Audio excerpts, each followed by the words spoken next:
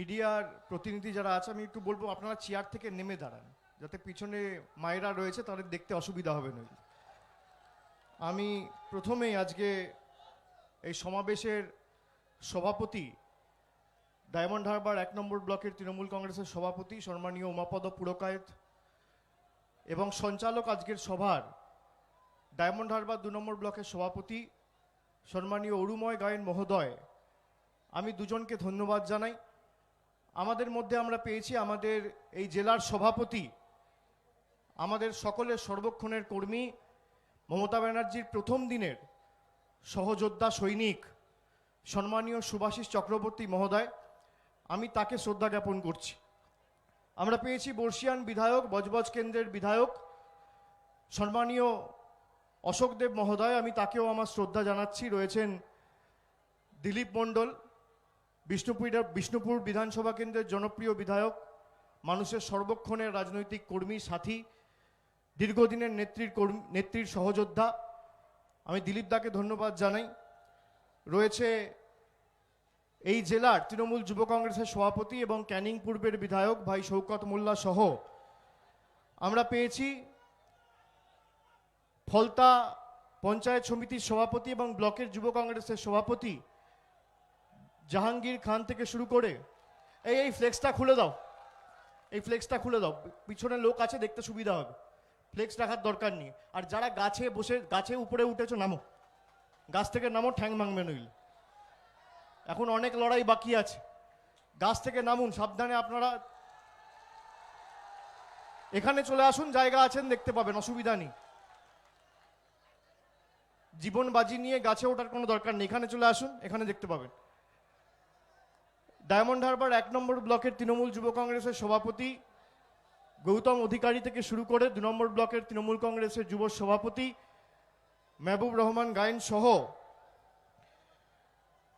Diamond Harbour মিউনিসিপ্যালিটির প্রাক্তন পৌর প্রধানা মীরা হালদার রয়েছেন, কাউন্সিলর প্রণব দাস থেকে শুরু করে জেলা তৃণমূল ছাত্র পরিষদের সভাপতি ভাই অমিত সাহা রয়েছেন, সভাপতি 1 নম্বর ব্লক ডায়মন্ড হারবার পঞ্চায়েত সমিতির পম্পা চৌধুরী সহ 2 নম্বর পঞ্চায়েত সমিতির সভাপতি কালিদাস প্রামাণিক, সহসভাপতি জালাল সর্দার, সম্মানীয় বরজান শেখ সহ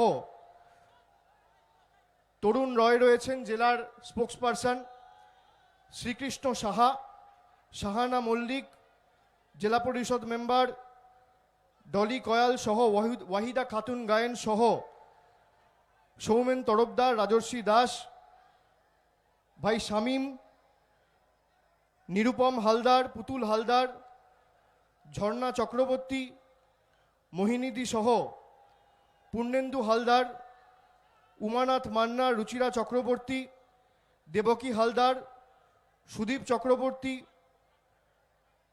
অরবিন্দ মণ্ডল, নীতিশ মোদক, যারাই রয়েছেন আমাদের সকলের অভিভাবক।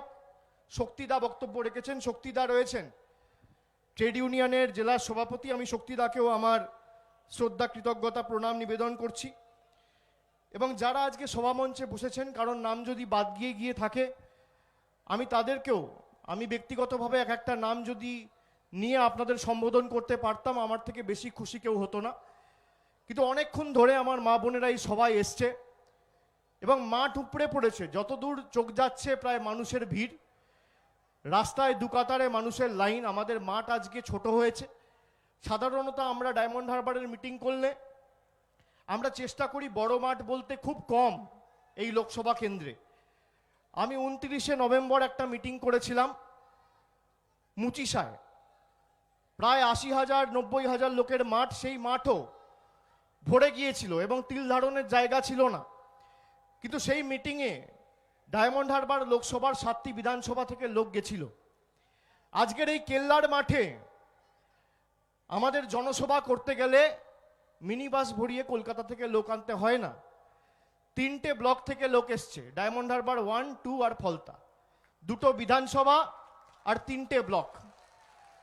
তাতেই যা পরিস্থিতি, মাঠে লোক দাঁড়ানোর আর জায়গা নেই, রাস্তায় লোক দাঁড়িয়ে আছে। এবং মানুষের যাতে ভোগান্তি না হয়, আমি সভা দীর্ঘায়িত করব না বা আমার বক্তব্য দীর্ঘায়িত করব না, কিন্তু আমরা আজকে এই মাঠে কেন মিটিং করছি? আমি মিটিং করতে পারতাম ফলতায়, আমি মিটিং করতে পারতাম সাতগাছিয়ায়, আমি মিটিং করতে পারতাম বিষ্ণুপুরে, আমি বজবজে করতে পারতাম। আপনারা জানেন 10 তারিখে বিজেপির সর্বভারতীয় সভাপতি ডায়মন্ড হারবারে মিটিং করতে এসেছিল। মিটিংয়ে কি লোক হয়েছিল মিডিয়ায় কেউ দেখতে পায়নি, কিন্তু মিডিয়ায় কি দেখিয়েছে যে তাদেরকে হেনস্থা করা হয়েছে ইট পাটকেল মেরে। বিজেপি নিজেকে এই পৃথিবীর সর্ববৃহৎ রাজনৈতিক দল বলে দাবি করে, তার সর্বভারতীয় সভাপতি এই লাইট হাউস ময়দানে মিটিং করতে এসেছিল। কত লোক হয়েছে? 400 450। চাওয়ালা, মুড়িওয়ালা, প্রেস, মিডিয়া সব নিয়ে 500 লোক হয়নি। সেটা যাতে মানুষের সামনে না তুলে ধরে, তাই জন্য পূর্ব পরিকল্পিতভাবে আপনারা বলুন তো, আমি এখানে সাংসদ হয়েছি 6 বছর হয়ে গেল, 6.5 বছর পেরিয়ে গেল। 2014 সালের মে মাসে আমি জিতেছি। আমি এতবার এসছি, আমাদের মুখ্যমন্ত্রী এতবার এসছে, বড় বড় নেতা এসছে, মন্ত্রী এসছে। আপনারা শুনেছেন কোনোদিন ভিআইপি কনভয়ে মিনিবাস থাকে? আপনারা শুনেছেন কোনোদিন ভিআইপি কনভয়ে 150টা মোটরসাইকেল থাকে? ঈশ্বরচন্দ্র বিদ্যাসাগরের মূর্তি 14ই মে 2019 সালে যারা ভেঙেছিল, এবং সেই ঘটনার প্রধান নায়ক রাকেশ সিংকে নিয়ে এসছে কনভয়ে করে, আপনারা কোনোদিন শুনেছেন? এবং সাধারণ মানুষের ক্ষোভ, সাধারণ মানুষের অভিযোগ, সাধারণ মানুষের দুঃখ, সাধারণ মানুষের এমন জায়গায় পৌঁছেছে, ক্ষোভ বিক্ষোভ কেন্দ্রীয় সরকারের জনবিরোধী একের পর এক নীতি কর্মসূচির কারণে কিছু মানুষ, তাদের পথ হয়তো আটকে ছিল, কেউ হয়তো একটা ইঁট মেরেছে, সেই ইঁটটা জানলা দিয়ে ঢুকেছে। আমি সকলকে অনুরোধ করব, আপনাদের যদি ক্ষোভ থাকে, আপনাদের যদি বিক্ষোভ থাকে, ক্ষোভের বহিঃপ্রকাশটা ইঁটের মাধ্যমে নয়, ইভিএম এর মাধ্যমে আগামী দিন দিতে হবে আমাদের। আপনি দেখুন, আমরা সাংসদ যারা হয়েছি, আগে 5 কোটি টাকা করে কেন্দ্র সরকার দিত মানুষের উন্নয়নের কাজ করার জন্য। যবে থেকে করোনা শুরু হয়েছে, এই 5 কোটি টাকাও নরেন্দ্র মোদী কেড়ে নিয়েছে। আগে প্রত্যেকটা ছোট ছোট অঞ্চল বুথে কোথাও 4 লাখ, কোথাও 5 লাখ, কোথাও 6 লাখ ছোট ছোট রাস্তা তৈরি হতো, 2টো টিউবওয়েল লাগাতাম। একটা স্কুলের ইনফ্রাস্ট্রাকচার তৈরি করার জন্য কোনো স্কুলকে 5 লাখ দিতাম, 10 লাখ দিতাম। মার্চ মাস থেকে নরেন্দ্র মোদী সরকার সেই 5 কোটি টাকাটাও কেড়ে নিয়েছে। কিন্তু মমতা ব্যানার্জি মুখ্যমন্ত্রী, বাংলাতেও করোনা চলছে, যারা বিধায়ক রয়েছে তারা আজও 75 লক্ষ টাকা করে নিজেদের বিধায়ক তহবিল পাচ্ছে। এটাই হচ্ছে নরেন্দ্র মোদী আর মমতা বন্দ্যোপাধ্যায়ের মধ্যে পার্থক্য। 5 কোটি টাকা সাংসদ পেত 7টা বিধানসভায় খরচ করবে বলে। কোথাও ছোট 4টে রাস্তা করতাম, কোথাও একটু টিউবওয়েল করতাম, কোথাও একটা স্কুলকে টাকা দিতাম, কোথাও 2টা অ্যাম্বুলেন্স করে পঞ্চায়েত সমিতিকে দিতাম। এখন সেটাও নরেন্দ্র মোদীর সরকার কেড়ে নিয়েছে। কেন? করোনা চলছে বলে। আপনি আমার মাইনে বন্ধ করে দিন না, মানুষের টাকা কেন চাচ্ছেন? আমি মাইনা পাই 1 লক্ষ 1.5 লক্ষ সাংসদ হিসেবে, আমি ঘোষণা করছি আমার মাইনার দরকার নেই। 5 বছর সাংসদদের মাইনা বন্ধ করে দিন। কিন্তু মানুষের জনকল্যাণের জন্য যে টাকা, সেই টাকা কারার অধিকার আপনাকে কে দিয়েছে?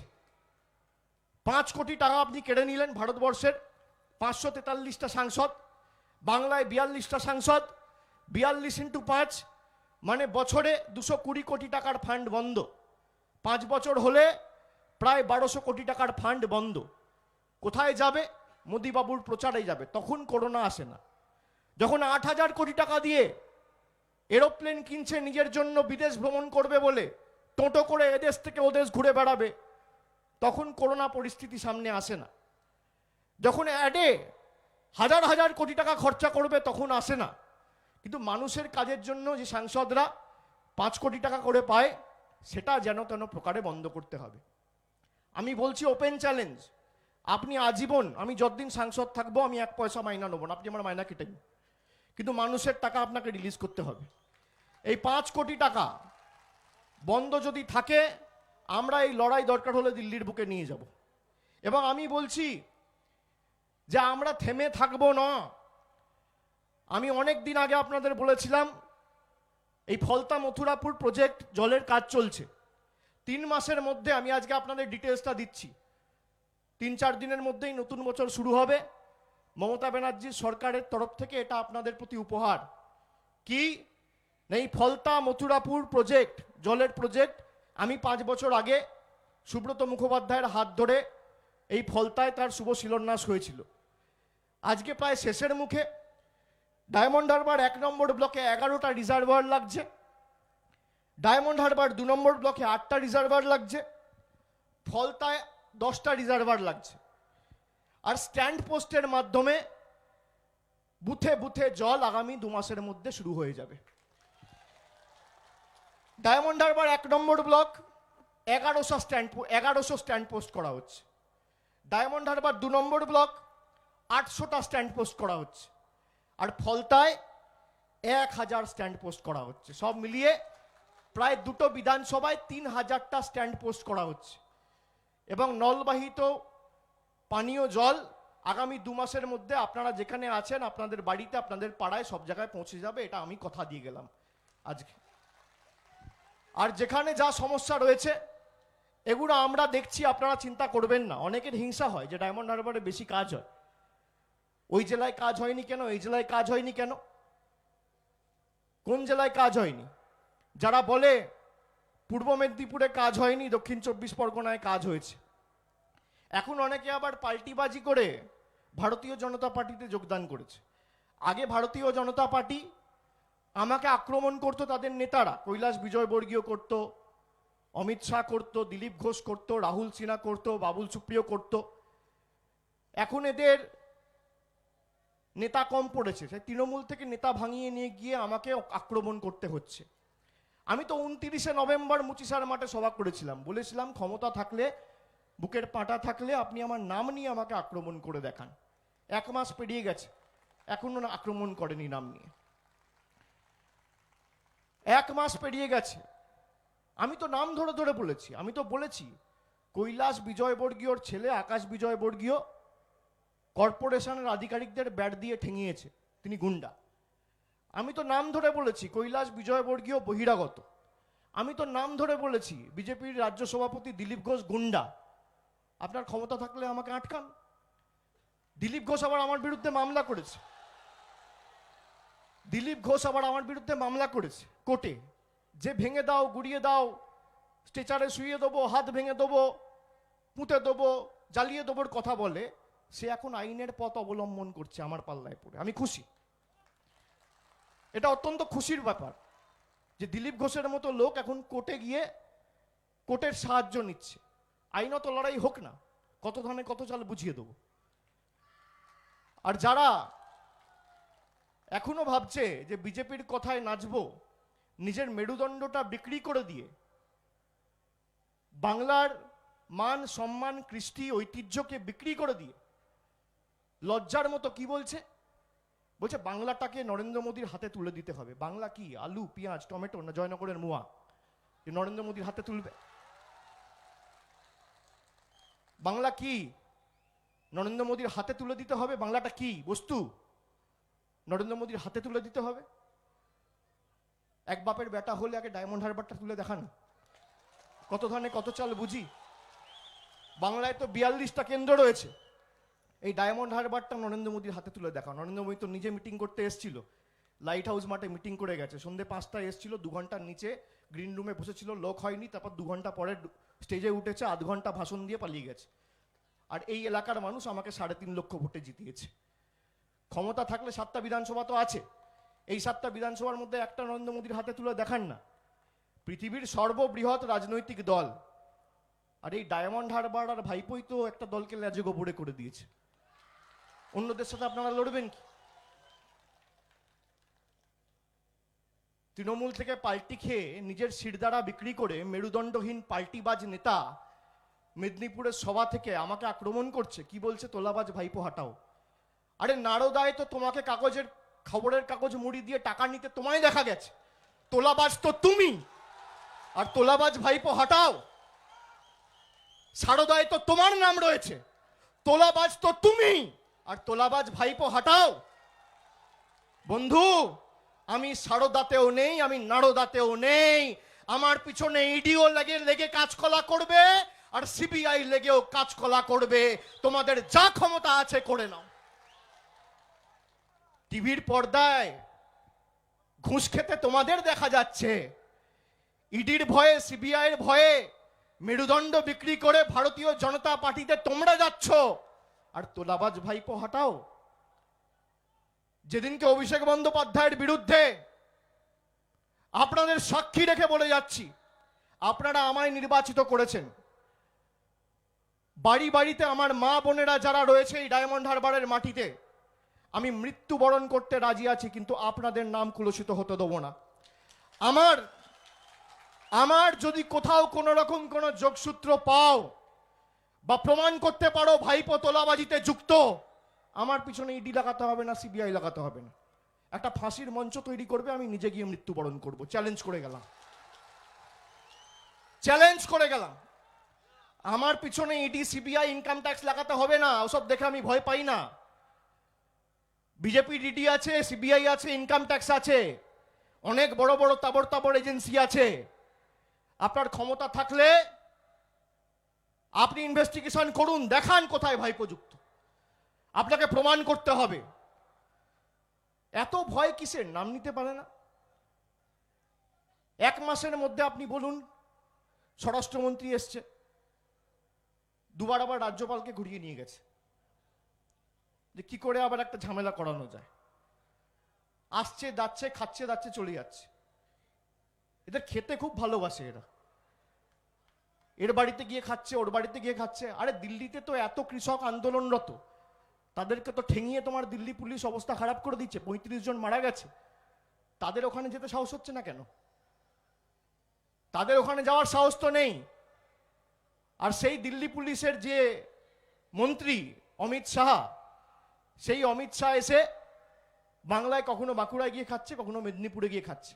আর যাদের বাড়িতে খাচ্ছে তারা আবার কি বলছে, যে আমাদের বাড়িতে খেতে এলো, ভাবলাম একটু সমস্যার কথা জানাবো, না শুনে পালিয়ে গেল। 10টা করে টিভি ক্যামেরা নিয়ে যাচ্ছে, ক্যামেরাগুলো সারা দিন খালি ওই চালাচ্ছে, অমিত শাহ কি দিয়ে খেলো, পোস্তর বড়া, এই তরকারি, 100 গ্রাম ভাত, সারা দিন সকাল থেকে রাত এই চালাচ্ছে। আর দিল্লিতে এত বড় একটা কৃষক আন্দোলন চলছে জনবিরোধী কৃষি আইনের বিরুদ্ধে, কোনোদিন খবরে আসে না। আপনারা বলুন তো, আজকে সব দিক, আজকে মিডিয়া থেকে শুরু করে আপনারা বলুন, ইন্ডিপেন্ডেন্টলি কেউ কাজ করার সুযোগ পাচ্ছে? স্বাধীনভাবে কেউ কাজ করার সুযোগ পাচ্ছে? কেউ পাচ্ছে না। আমি মিডিয়াকে দোষ দিই না, যদি 4টে নেগেটিভ খবর করে, পরের দিন এদের হাউসের বিরুদ্ধে ইডি সিবিআই কে লাগিয়ে দেয়। তো ইডি সিবিআই কে তো লাগাবেই, এ তো স্বাধীনতার যুদ্ধ থেকেও ভয়ঙ্কর। ইংরেজদের কাছে যেভাবে স্থাবকতা স্বীকার করে ভারতবর্ষের মানুষকে বাঁচতে হয়েছিল, এ তো তার থেকেও ভয়ঙ্কর। বাংলাকে বলছে নরেন্দ্র মোদীর হাতে তুলে দে, মানে দিল্লি থেকে বাংলা চলবে। আমি তো চ্যালেঞ্জ করে গেলাম, ক্ষমতা থাকলে ডায়মন্ড হারবারকে তুলে দেখান, তাহলে বুঝবো। 42টা লোকসভা কেন্দ্র, একটা তুলে দেখান। আর এখানে সুভাষিস চক্রবর্তী রয়েছে, 2019 সালেও এই জেলায় 31টা আসন ছিল, তৃণমূল কংগ্রেস 31টাই পেয়েছিল, 31-0 করেছিল। আর আগামী দিনও 31-0 করবো, আমার দায়িত্ব। আমি দায়িত্ব নিয়ে বলছি, 7-0 তো হবেই ডায়মন্ড হারবারে, ছেড়ে দিন। বাকি যে 24টা সিট আছে সেখানেও এককভাবে জোড়াফুলি ফুটবে, পদ্ম ফুল ফুটবে না, ফুটবে না, ফুটবে না। হঠাৎ করে এত প্রেম, বাবা। বলছো অমিত শাহ আমার দাদা, তাহলে অমিত শাহ তোমার দাদা হলে তোমার ভাইপো কে? অমিত শাহ ছেলে? হ্যাঁ, আমি তো জিজ্ঞেস করতে চাই। 2014 সাল থেকে আমি অমিত শাহর সাথে যোগাযোগে রয়েছি। আপনারা জানেন, এই যে করোনা চলছে, করোনায় অনেক জায়গায় রোগটা ছড়িয়ে পড়েছে। যেমন বম্বের ধারাবি বলে একটা বস্তি রয়েছে, লোকটা ছড়িয়ে পড়েছিল, এখন অনেকটা নিয়ন্ত্রণে। কলকাতায় দেখবেন আমাদের স্প্রেড বেড়েছিল, হাওড়ায় বেড়েছিল। তার কারণ কি? করোনায় 80% কেস, মানে 80% লোক উপসর্গহীন, উপসর্গ নেই এদের, অ্যাসিম্পটোম্যাটিক। আমাদের দলেও কিছু অ্যাসিম্পটোম্যাটিক উপসর্গহীন বেইমানেরা ছিল। এই বেইমানগুলোকে আমরা আইডেন্টিফাই করেছি। 2014 সালে মমতা ব্যানার্জি পর্যবেক্ষক মডেল চালু করলো। দলের নেতাদের দায়িত্ব দেওয়া হলো, কেউ এই জেলার অবজারভার, কেউ সেই জেলার অবজারভার, কেউ অমুক জেলায় যাবে, কেউ তমুক জেলায় যাবে, গিয়ে সংগঠন দেখবে। আমি আপনাকে বলছি, আমি একাধিক নির্বাচনের দায়িত্বে থেকেছি যবে থেকে রাজনীতিতে এসেছি। 2015-য় বাঁকুড়া পুরুলিয়ার অবজারভার আমাকে করার পরে আমি ওখানে পুরুলিয়া মিউনিসিপ্যালিটি হোক, এদিকে রঘুনাথপুর হোক, ওদিকে বিষ্ণুপুর হোক, সোনামুখী হোক, বাঁকুড়া হোক, প্রত্যেকটা মিউনিসিপ্যালিটিতে আমরা জিতেছিলাম। 16 সালে বিধানসভায় পুরুলিয়ায় 9টা আসনের মধ্যে আমরা 7টাই জিতেছিলাম, আর বাঁকুড়ায় 12টার মধ্যে 8টাই জিতেছিলাম। 19 সালে 14 সালে গিয়ে দেখা করেছে উনি অমিত শাহর সাথে। কি বলেছে? তলায় তলায় বিজেপির হয়ে কাজ করব, চিন্তা করবেন না, অ্যাসিমটোম্যাটিক, উপসর্গহীন। আর 2019-এ সেদিনকে সৌমিত্র খাঁ প্রকাশ্যে স্বীকার করছে যে বিষ্ণুপুরের লোকসভা আসনে শুভেন্দু অধিকারী আমাকে জিতিয়েছে, আর বাকিটা তো তার স্ত্রী এসে আমাকে বলে দিয়েছে। সুতরাং কোথায় কে কি করেছে কি না করেছে তো আমাদের জানা, আমরা আইডেন্টিফাই করে ফেলেছিলাম।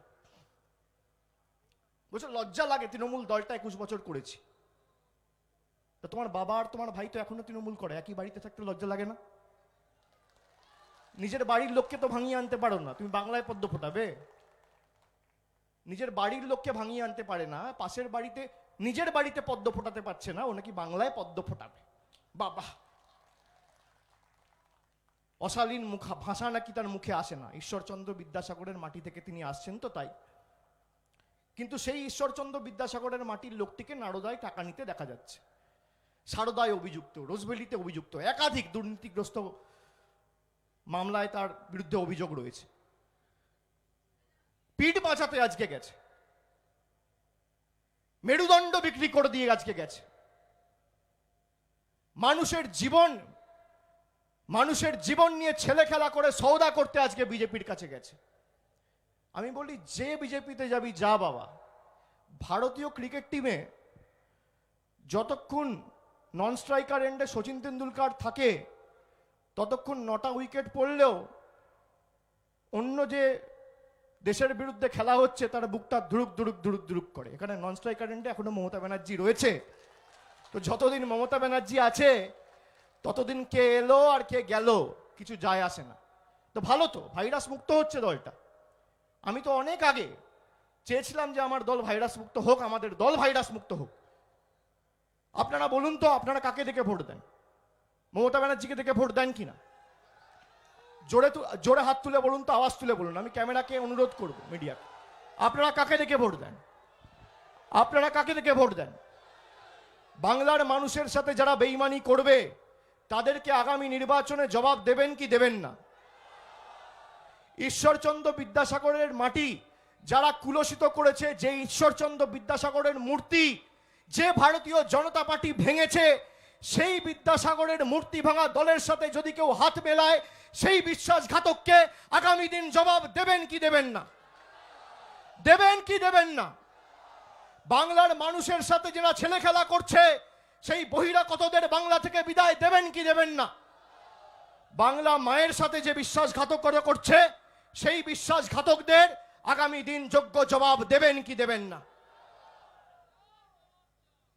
চলবে না অন্যায়, টিকবে না ফন্দি, জনগণের আদালতে হতে হবে বন্দী। তৈরি থাকো বন্ধু, লড়াইয়ের ময়দানে তো দেখা হবেই।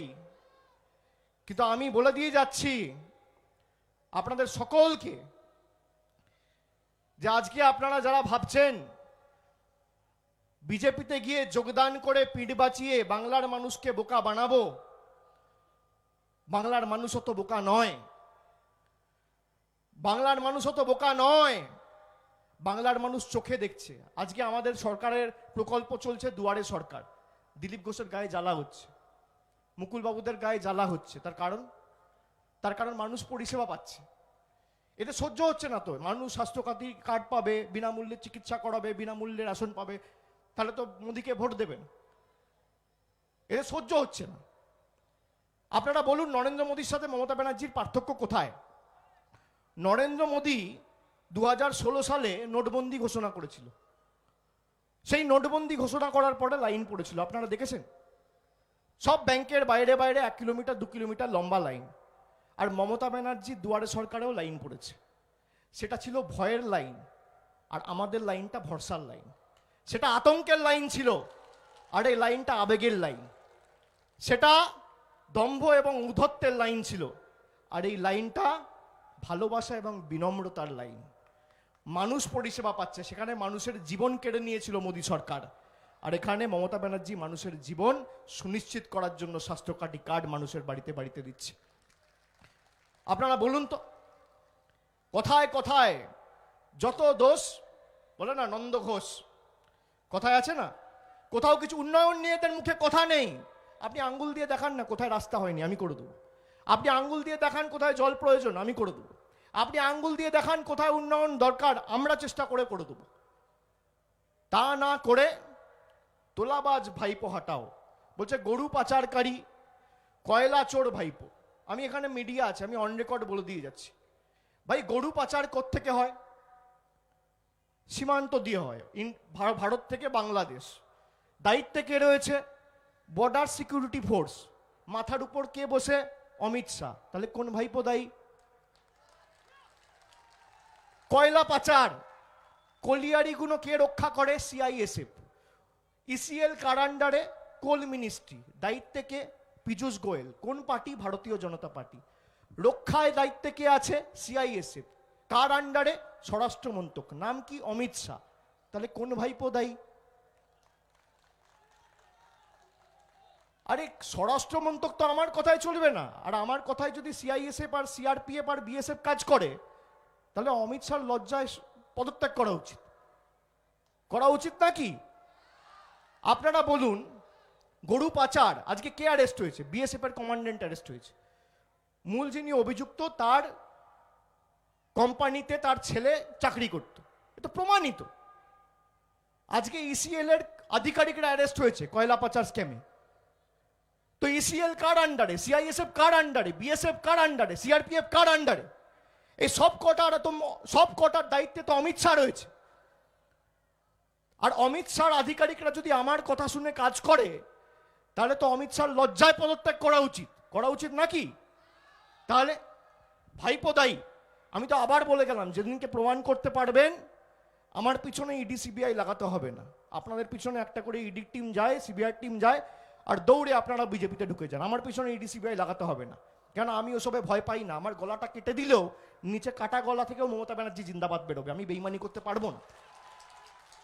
আমাকে ডাইরেক্ট, যদি আপনার ক্ষমতা থাকে, আপনি ডাইরেক্ট একটা ফাঁসির মঞ্চ করবেন, আমি যাব। আমি যদি দুর্নীতিতে যুক্ত থাকি, এমন দৃষ্টান্তমূলক উদাহরণ আপনারা দিন যাতে 100 বছর কেউ দুর্নীতি করার আগে 50 বার ভাবে। আমি তো ওপেন চ্যালেঞ্জ করে দিয়ে যাচ্ছি। ক্ষমতা আছে? পদ্ম ফোটাবেন? কে পদ্ম ফোটাবে? আর তৃণমূল থেকে 4টে খুচরো নেতা ভাঙিয়ে নিয়ে চলে গেলে কি তৃণমূল শেষ? আরে তৃণমূল ঘাস ফুলের দল রে, ঘাস যত কাটবে ঘাস তত বাড়বে, ঘাস কেটে শেষ করা যায় না। ওই 4 দিন পদ্ম ফুলটাকে মাটিতে রাখলে শুকিয়ে যায়, আর ঘাস কেটে কোনোদিন শেষ করা যায় না, যত কাটবে তত বাড়বে।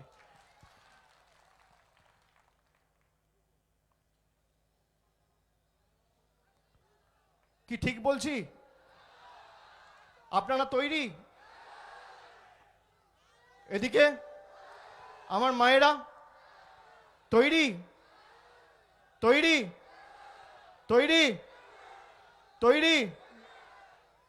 লড়াইয়ের ময়দানে দেখা হবে, দেখা হবে। এই লড়াই আমরা জিতবো।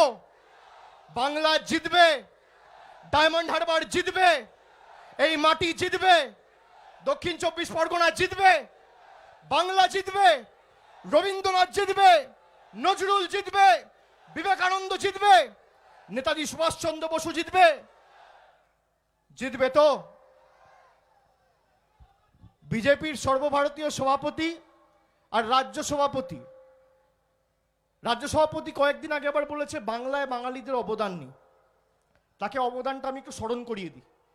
বাংলায় যদি বাঙালিরা যদি না থাকতো ভারতবর্ষে, তাহলে ভারতবর্ষে স্বামী বিবেকানন্দের মতো লোক তোমরা খুঁজে পেতে না, যে সর্বধর্ম সমন্বয়ের কথা গিয়ে বিশ্বধর্ম সম্মেলনে বলে ভারতবর্ষে বাংলার নামটা উঁচু করেছে। নেতাজি সুভাষচন্দ্র বসু যদি না থাকতো, তাহলে আজাদ হিন্দ ফৌজ তৈরি করে ব্রিটিশদের ভিত নড়িয়ে দেওয়ার মতো বাঙালি তোমরা খুঁজে পেতে না। ঈশ্বরচন্দ্র বিদ্যাসাগর যদি না থাকতো, তাহলে আজকে ছোট্ট মেয়েগুলোর কোনো ভবিষ্যৎ থাকতো না। রামমোহন রায় যদি না থাকতো, তাহলে আমার বাবা মারা গেলে বা আপনার বাবা মারা গেলে আজও আমার মাকে বা আপনার মাকে সেই চিতায় মৃত্যুবরণ করতে হতো ঝাঁপিয়ে। আর মমতা ব্যানার্জি যদি না থাকতো, আজকে 34 বছর সিপিএম এর স্থাবকতায় তাদের বন্দুকের নলের নিচে আর বোমার আঘাতে আজকে আমাদের বেঁচে থাকতে হতো। তাই স্মরণ করিয়ে দিই তাদের, যারা বলে যে বাংলায় বাঙালিদের কোনো অবদান নেই। বাংলা কি জিনিস আর বাঙালি কি জিনিস, তোমাদের কড়ায় গন্ডায় আগামী দিন জবাব দেবো, এবং তৈরি থাকো। আমি আবার বলে যাচ্ছি, এই ডায়মন্ড হারবারের মাটি থেকে তোমরা প্রশ্ন করেছিল তো, ডায়মন্ড হারবার থেকে, আমি সেই জন্য জবাবটাও ডায়মন্ড হারবারের দিলাম। লাইট হাউস মাঠে মিটিং করে, আপনারা দেখুন, একদিকে কুলপির বর্ডার, যাতে দুদিক থেকে লোক আসতে পারে। আচ্ছা, মিটিং করলে ডায়মন্ড হারবারের মিডিলে কর, নামতলায় কর, বজবজে কর, বিষ্ণুপুরে কর, সাতগাছি, লোক নেই তো, বুথে 10টা লোক পাবেন না। আচ্ছা, তোমাদের যদি বুথে বসার লোক না থাকে, অভিষেক ব্যানার্জি দায়ী। আমি কি করতে পারি? আমাদের ছেলেরা তো বিজেপির রিলিভার আর বুথ এজেন্ট হয়ে বুথে বসতে পারবে না, বিজেপির ঝান্ডা নিয়ে মিটিং করতে পারবে না। এই ঝান্ডার সাথে তো রক্ত লাগানো। অনেকে বলে মমতা ব্যানার্জিও বিজেপির হাত ধরেছিল। হ্যাঁ, মমতা ব্যানার্জি বিজেপির হাত ধরেছিল, সেটা অটল বিহারী বাজপেয়ীর বিজেপি ছিল, সেই বিজেপিতে 2002-এর রক্ত ছিল না। বলে মমতা বন্দ্যোপাধ্যায় কংগ্রেস ছেড়ে এসেছিল, মমতা বন্দ্যোপাধ্যায় বিশ্বাসঘাতক। আরে মমতা বন্দ্যোপাধ্যায় কংগ্রেসের থেকেই তিরঙ্গাটা কেড়ে নিয়েছিল রে, একমাত্র দল যে নিজের দল তৈরি করে বাংলায় সিপিএমকে হাঁটিয়ে মামাটি মানুষের সরকার প্রতিষ্ঠা করেছে। বুকের পাটা থাকলে নিজের দল করে দেখাও না, বিজেপির সাথে লড়াই থাকলে। লড়াই তো আদর্শের লড়াই, লড়াই তো ব্যক্তিকেন্দ্রিক হয় না। মমতা বন্দ্যোপাধ্যায়ের বুদ্ধদেব বাবুকে পছন্দ না তা তো নয়, আদর্শের বিরুদ্ধে লড়াই, ভিন্ন রাজনৈতিক মতাদর্শের লড়াই। আমার সিপিএমকে পছন্দ না, আমি মরে গেলেও সিপিএমের সাথে হাত মেলাবো না। আমার নরেন্দ্র মোদীর বিজেপিকে পছন্দ নয়, আমি মরে গেলেও বিজেপির সাথে হাত মেলাবো না। এই নেতারাই তো 6 মাস আগে বলেছে বিজেপি হাটাও, দেশ বাঁচাও। এই নেতারাই তো 1 বছর আগে বলেছে 2019 বিজেপি ফিনিশ। এই নেতারাই তো বলেছে বিজেপি অবাঙালিদের দল, বাংলা পড়তে জানে না, লিখতে জানে না, বসতে জানে না। আর এখন বিজেপির দলে হাত মিলিয়ে বড় বড় বুলি বলা হচ্ছে, বড় বড় কথা। মমতা বন্দ্যোপাধ্যায় এই করেনি, তাই করেনি। আরে মমতা বন্দ্যোপাধ্যায় নোকের যোগ্য হতে তোমাদের 7 বার জন্ম নিতে হবে। মমতা বন্দ্যোপাধ্যায় সিপিএম এর সাথে লড়াই করতে গিয়ে কংগ্রেস থেকে বেরিয়ে এসে বিজেপির হাত ধরেনি। মমতা ব্যানার্জি নিজের দল তৈরি করেছে, যেই দলের নাম তৃণমূল কংগ্রেস, যেই দল আজকে 10 কোটি মানুষের জীবনের উন্নয়নের ধারাকে পরিচালনা করছে। এবং আপনাদেরকে আমি বলে দিয়ে যাচ্ছি, আপনারা কোনোভাবে বিচলিত হবেন না। কারণ ক্ষোভ বিক্ষোভ থাকতে পারে, ক্ষোভ বিক্ষোভের বহিঃপ্রকাশ ইভিএমে হবে, আর অন্য কোনোভাবে হবে না। এটা আপনাদের সকলকে আমাকে কথা দিতে হবে। কথা দিচ্ছেন? এবং লড়াইটা আমরা তো বুঝে নেবো, যতদিন আমি আছি কড়ায় গন্ডায় মাঠে ময়দানে আমরা থাকবো, লড়াই বুঝে নেব। কে কোথায় আছে আর কে কোথায় থাকবে সে তো লড়াইয়ের ময়দানে রাজনৈতিকভাবে লড়াই তৃণমূল কংগ্রেস লড়তে প্রস্তুত। আমি তাই সকলকে বলবো, আপনারা ধৈর্য ধরে, আমাদের মা বোনেদের বলবো যে আজকে আপনারা দেখেছেন যে নরেন্দ্র মোদী সরকার আসার ফলে আজকে দৈনন্দিন জীবনে নিত্য প্রয়োজনীয় জিনিসের মূল্যবৃদ্ধি কোথায় গিয়ে পৌঁছেছে। আলু, পেঁয়াজ, আদা, আজকে জিরাতে জিএসটি করে দিয়েছে 18%, আর হিরেতে জিএসটি করে দিয়েছে 3%। এই হচ্ছে নরেন্দ্র মোদীর সরকার। আপনাকে তো বুঝতে হবে, মমতা বন্দ্যোপাধ্যায় একটা 5 ফুট 2 ইঞ্চি হাইটের মহিলা, হাওয়াই চপ্পল পরে, সাদা শাড়ি পরে, কালীঘাটে টালির চালের বাড়িতে থাকে। তার বিরুদ্ধে লড়াই করতে গিয়ে ভারতবর্ষের প্রধানমন্ত্রী, স্বরাষ্ট্রমন্ত্রী, বিজেপির সর্বভারতীয় সভাপতি, একাধিক রাজ্যের চিফ মিনিস্টার, ইডি, সিবিআই, যত সংস্থা আছে সবাইকে লাগিয়ে দিচ্ছে। কিন্তু এই লড়াই বাংলা জিতবে, এ লড়াই মামাটি মানুষ জিতবে, এ লড়াই মমতা বন্দ্যোপাধ্যায় জিতবে, এ লড়াই তৃণমূল কংগ্রেস জিতবে। এটা আমি আপনাদের কথা দিয়ে যাচ্ছি। বাংলাকে হারানো, বাংলা গুজরাট নয়, বাংলা মধ্যপ্রদেশ নয়, বাংলাকে হারানো অত সোজা না। 10 দিন আগে এক কথা বললাম, 10 বছর ক্ষমতায় থেকে, মন্ত্রিত্বে থেকে, পাল্টিবাজি করে মেরুদণ্ডটা বিক্রি করে দিয়ে, তুমিও মানুষ আমিও মানুষ, আমার সাথে তোমার তফাৎটা কোথায় জানো? মেরুদণ্ডে। আমার মেরুদণ্ড রয়েছে, তোমার মেরুদণ্ড নেই। তৃণমূল কংগ্রেসটা করতে গেলে বুকের দম লাগে। বুকের দম না থাকলে রিটায়ার্ড হার্ট করে বাড়িতে ঢুকে যাও শাড়ি আর চুড়ি পরে। বড় বড় কথা বলতে হবে না। আগামী দিন লড়াই তৃণমূল কংগ্রেসই জিতবে। এবং আমি আবার আপনাদের সকলকে বলে দিয়ে যাচ্ছি যে আগামী দিন আমাদের এই রাজনৈতিক কর্মসূচি চলবে। আগামী দিন মমতা বন্দ্যোপাধ্যায়ের ছবি এবং জোড়া ফুলকে সামনে রেখে নেত্রী যাকেই প্রার্থী করবে, এই জেলা থেকে 31টি আসনে 31 জনকে জেতানোর দায়িত্ব আমাদের সকলের। এবং ডায়মন্ড হারবার 2019-এও এই জেলায় 1 নম্বরে ছিল, আগামী দিনও এই 7টা বিধানসভা থেকে 1 নম্বরে আপনারা থাকবেন। পরবর্তী 5 বছর উন্নয়নের নিরিখে ডায়মন্ড হারবারকে 1 নম্বর রাখার দায়িত্বটা আমার। এটা আমি সকলকে আপনাদের বলে দিয়ে যাব। আমি সকলকে ধন্যবাদ জানিয়ে আমার বক্তব্য দীর্ঘায়িত করব না। আমি সকলকে বলবো আপনারা ভালো থাকুন, সুস্থ থাকুন। নতুন বছরের সকলকে শুভেচ্ছা, অনেক অনেক ধন্যবাদ। জয় হিন্দ, বন্দে মাতরম, তৃণমূল কংগ্রেস জিন্দাবাদ, জননেত্রী মমতা ব্যানার্জি জিন্দাবাদ, বন্দে মাতরম।